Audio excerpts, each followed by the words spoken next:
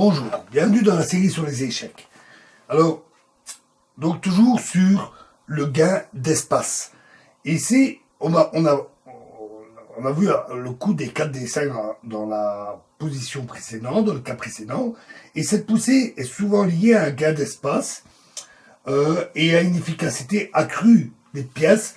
C'est un motif tactique tout à fait typique. Nous verrons aussi ça dans les parties que nous verrons, les parties complètes. Alors, cet exemple-ci est un peu moins courant. C'est une partie de Lehmann contre Barça, à Amsterdam 1964, très au blanc. Les blancs jouèrent D5. Alors, ils jouèrent fou prend C3, notons que sur fou prend D5, alors cavalier prend D5, E prend D5, et fou D3, avec la forte menace dame H5 sur le roc noir. Donc ça, les noirs l'avaient remarqué.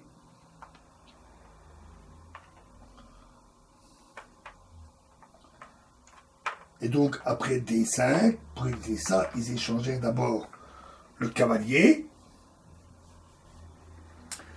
D prend C6. Fou prend B2, mais certainement pas dame prend D1. Parce que sinon alors tour prend D1.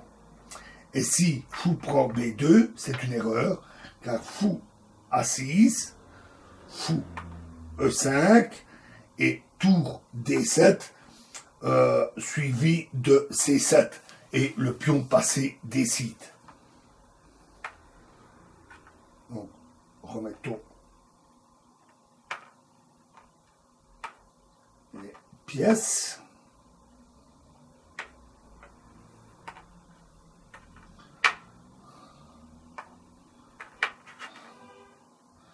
Après D5, fou prend C3, D prend C6, donc fou prend B2 directement,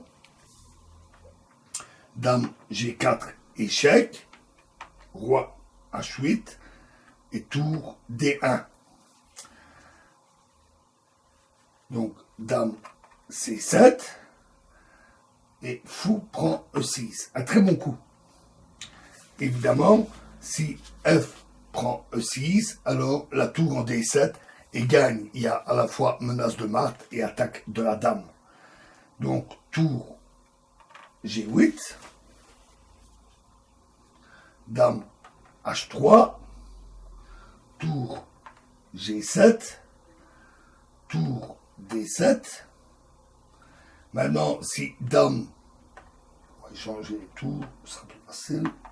Dame prend C6, alors fou D5.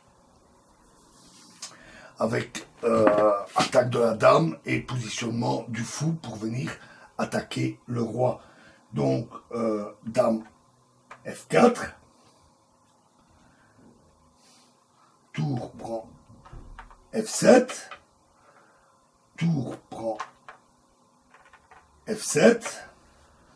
Fou prend F7, dame C7, fou G6.